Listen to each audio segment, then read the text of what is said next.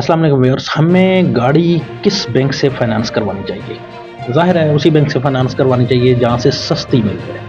तो सस्ती किस बैंक से मिल सकती है? जब मैं ये बात कर रहा हूँ कि किस बैंक से, तो मेरा ये कतई मतलब नहीं है कि वो हबीब बैंक है या यूबीएल है या एमसीबी है या बैंक अल हबीब है, मीज़ान है, कोई मैं इस तरीके से बैंक्स की बात नहीं कर रहा। मैं बात कर रहा हूँ कन्वेंशनल बैंक्स या इस्लामिक बैंक्स के, कि हमें कन्वेंशनल बैंक से फाइनेंस करवानी चाहिए या हमें इस्लामिक बैंक से फाइनेंस करवानी चाहिए। कन्वेंशनल बैंक्स में आ जाते हैं हबीब बैंक है, यूबीएल है, एमसीबी है, दूसरे बैंक अल फलाह, बैंक अल हबीब।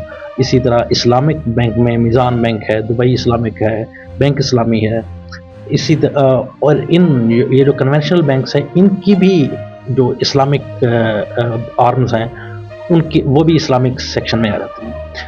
तो व्यूअर्स, एक बात याद रखिए कि जब मार्कअप रेट एक्सपेक्टेड हों कि बढ़ेंगे, मार्कअप रेट से मुराद किसी भी मुल्क का पॉलिसी रेट, उसका डिस्काउंट रेट जब एक्सपेक्टेड हो कि बढ़ेगा, तो फिर हमें गाड़ी इस्लामिक बैंक से फाइनेंस करवानी चाहिए। उसकी वजह यह है कि इस्लामिक बैंक मार्कअप रेट को फिक्स कर देते हैं।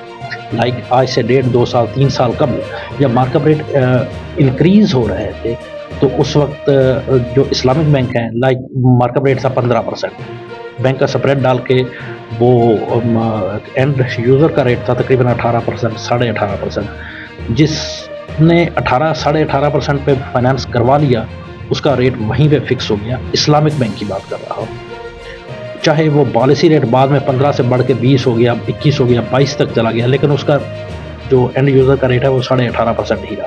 मतलब जब बढ़ रहे हों तो फिर इस्लामिक बैंक से फाइनेंस करवानी चाहिए, क्योंकि बैंक अगर पॉलिसी रेट बढ़ भी जाए तो आपकी किस्त वही पुराने वाले या कम मार्कअप रेट पे ही रहेगी। ऑन द अदर साइड, अगर मार्कअप रेट डिक्लाइनिंग ट्रेंड पे है, जिस तरह आजकल मतलब 2025 में है, मई 2025 की बात कर रहा हूँ, तो फिर हमें कन्वेंशनल बैंक से फाइनेंस करवानी चाहिए, फिर इस्लामिक बैंक से नहीं करवानी चाहिए। आज मैं आपको मिसाल देता हूँ कि आज से सिर्फ 15 दिन कबल पॉलिसी रेट था 12%, और इस्लामिक बैंक जो फाइनेंस कर रहे थे वो तकरीबन कर रहे थे 15.5%, 16%। उस पर पॉलिसी रेट के ऊपर काइबर, और फिर उस पर अपना स्प्रेड डाल के 15.5-16%। ये 15 दिन पहले की बात बता रहा हूँ।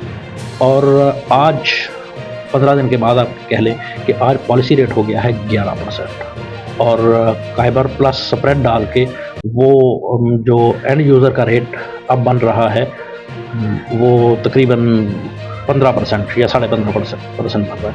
आज से 2-4-6 महीने के बाद ये और रेट कम हो जाएगा। लेकिन जिन्होंने इस्लामिक बैंक से फाइनेंस करवा ली है, वो अपना वही पुराना रेट देंगे, मतलब वो 15.5 देंगे या 16 देंगे या 16.5 देंगे।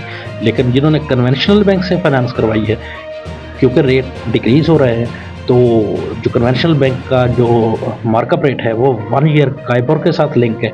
जैसे जैसे पॉलिसी रेट डिक्रीज़ होगा, 1 ईयर काइबर वैसे वैसे डिक्रीज़ होगा, वैसे वैसे आपके पे जो एप्लीकेबल मार्कअप रेट है वो भी डिक्रीज़ होगा। इस तरह आपकी किस्त भी कम पड़ जाएगी, हर महीने या हर साल कम होती जाएगी, और इस तरह आपको गाड़ी सस्ती पड़ेगी। तो एट द एंड क्रक्स ये है कि अगर मार्कअप रेट बढ़ रहे हों तो फिर इस्लामिक बैंक से फाइनेंस करवानी चाहिए, और अगर मार्कअप रेट कम हो रहे हों, डिक्लाइनिंग ट्रेंड पे हों, तो फिर कन्वेंशनल बैंक से फाइनेंस करवानी चाहिए।